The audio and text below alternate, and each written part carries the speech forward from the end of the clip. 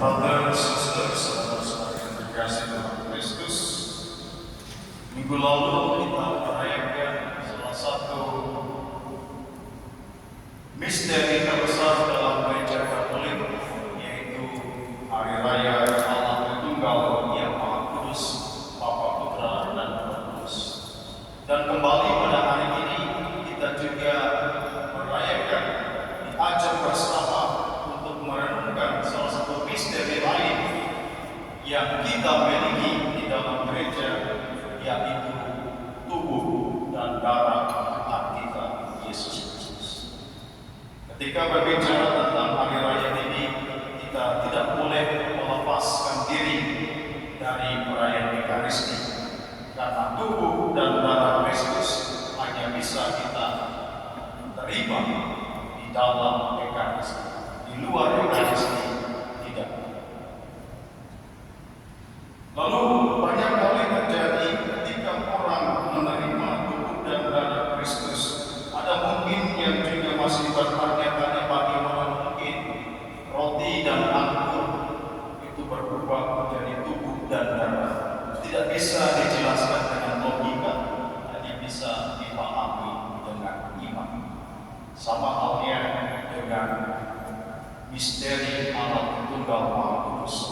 Logika kita tidak mampu untuk mencapainya, tetapi hanya dengan iman kita bisa mempercayai.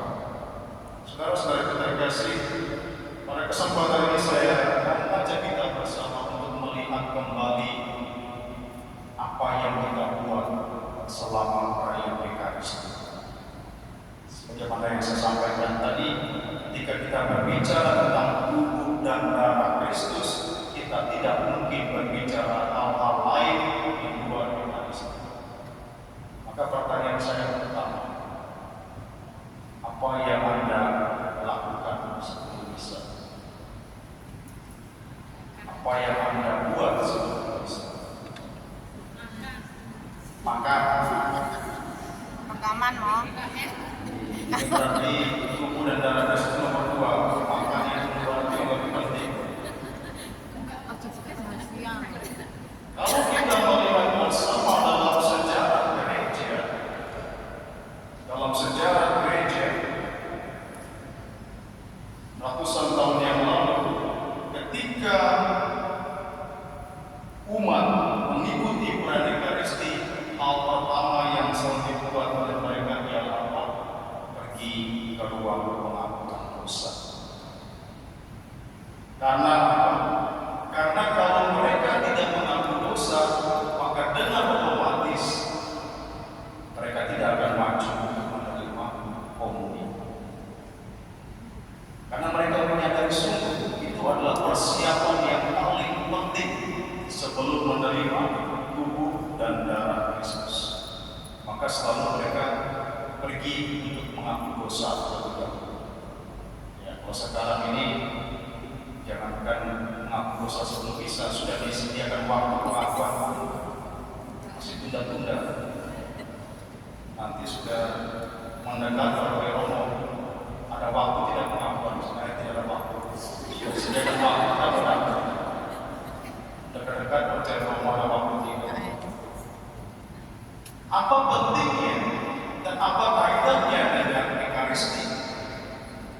Karena gereja mau mengajak kita bersama, sebelum kita mengundang Yesus untuk masuk ke dalam diri kita, maka hal yang pertama kita lakukan adalah membersihkan. Maka gereja mengajak kepada kita, tubuh Kristus itu adalah laknat yang tak ternilai. Darah Kristus itu adalah darah yang menyucikan. Tubuh itu adalah rahmat, darah itu adalah yang menyucikan. Maka sebelum kita menerima Kristus dalam diri kita, maka kita pun perlu menyucikan diri kita. Jangankan untuk mengampuni dosa, kadang-kadang saja datang untuk persembahan, maju ke mengampuni, persiapan itu. Ini kalau umat tidak paham dengan sungguh itu, pikir di misa ini main-main saja.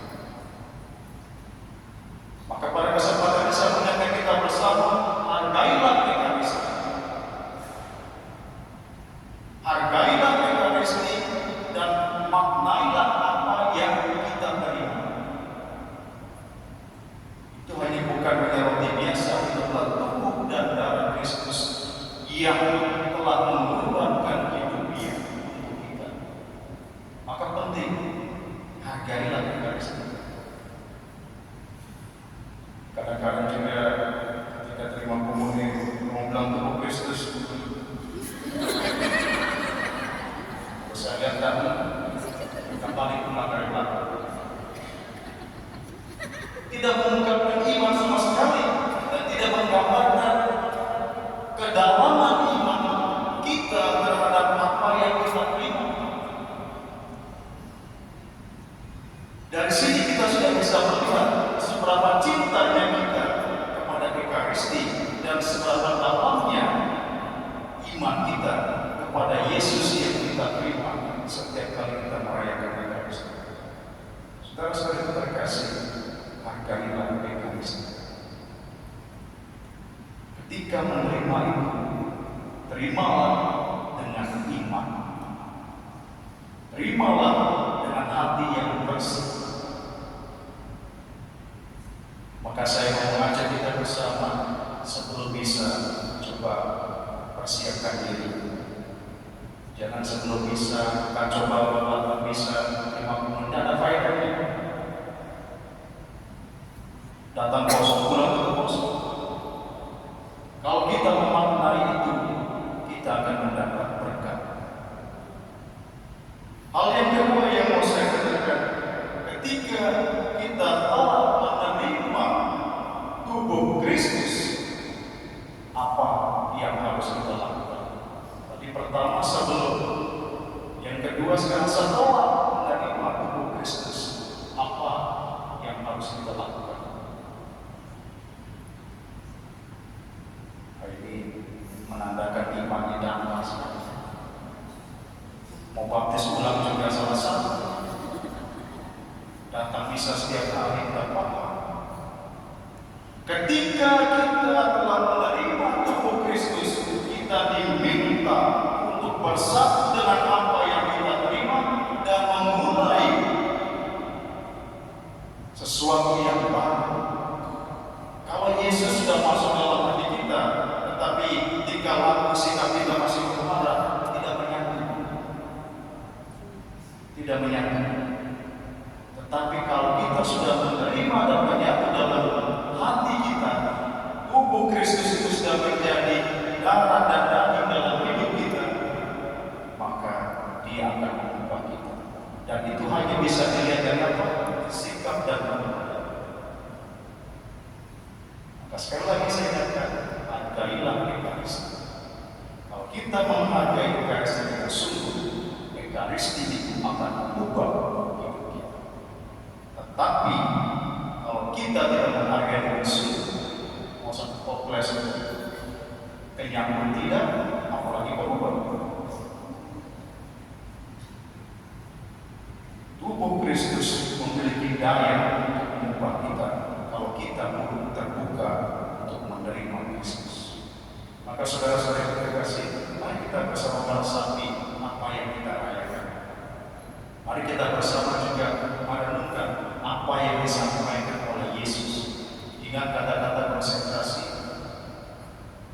Terimalah dan makanlah, inilah tubuhku yang diserahkan. Yesus menyerahkan tubuhnya bukan kepada siapa-siapa, kepada kita untuk keselamatan.